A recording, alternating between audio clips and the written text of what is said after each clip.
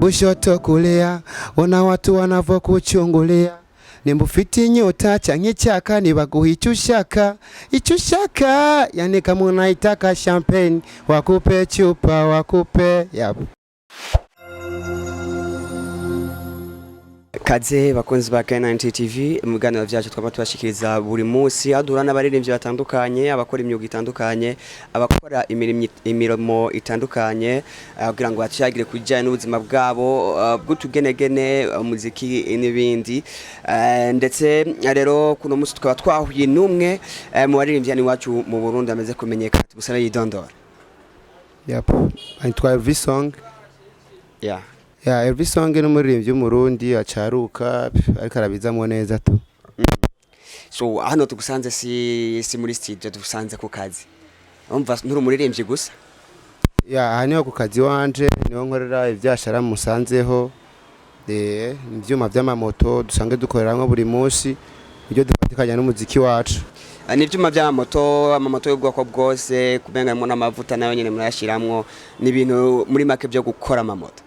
Ni ivyuma vy'amamoto, amamoto y'ubwoko bwose, cyane cyane iyo bitwa Honda. Mbega ku muririmbyi kongeruka kwa n'urudandazwa biroroshe?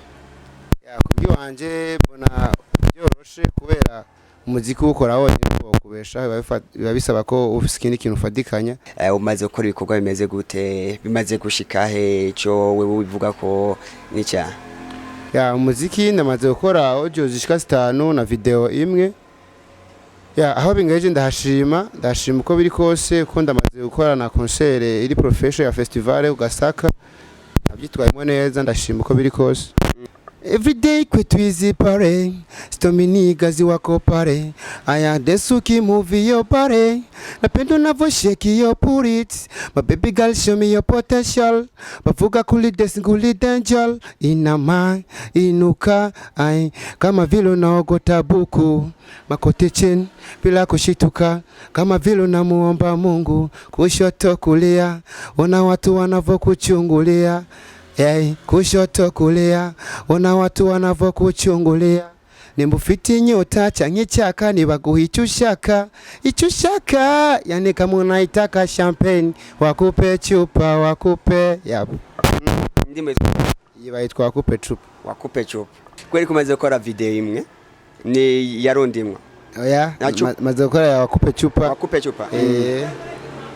Meko zari imwe ko naho numengo niyo ntwara uburyo buke parce que wakupe chupa urumva ko ari wakupe chupa y'ibintu bijanye no mu kabare, numengo ufatanye n'abajama tukaja muri bare tugatora chupa moya mengo tukakora video kamera fresh.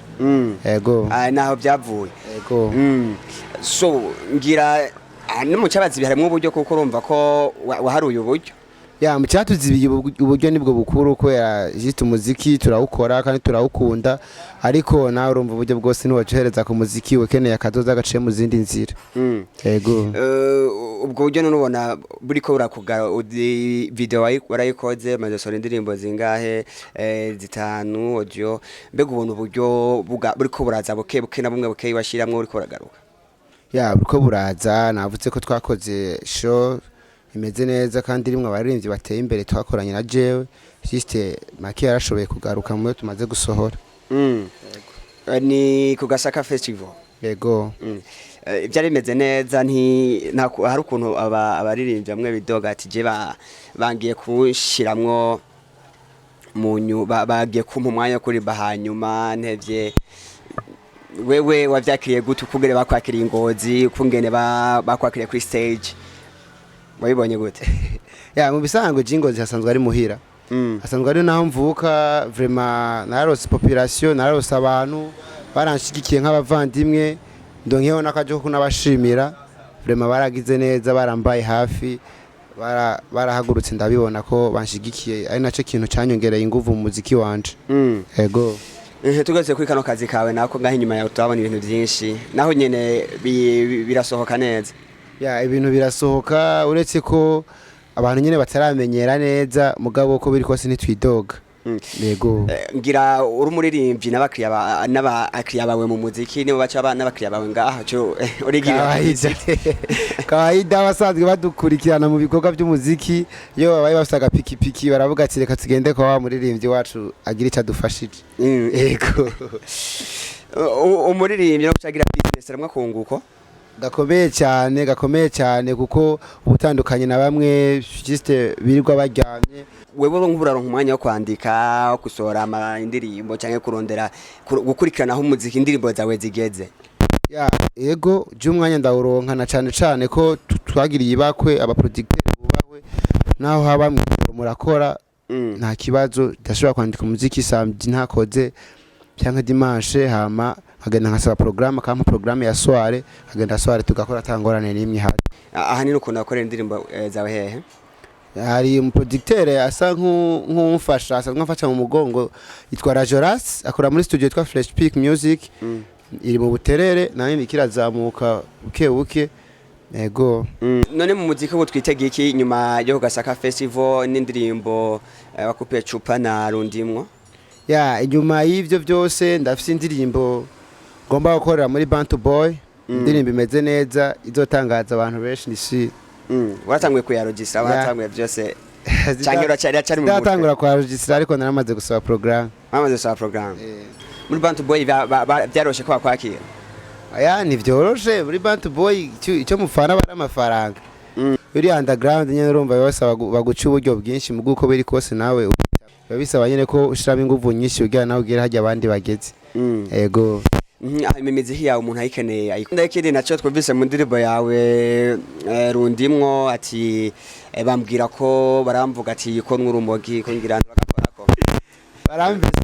banahise ko bimubwira barambesera kabisa naye ko ikibaririmbye ibyo bintu bakunda kubabeshira canke bavuga uko bababwira uko ari gihe ukunda umwana wo muri quartier abantu bakakuvuga nabi kandi tuba turabaririmbyi bakamucinyuma bakamubwira ati jya muntu n'umuririmbyi yarura mutwe kandi mwana agafana tu cyangwa kayi akayi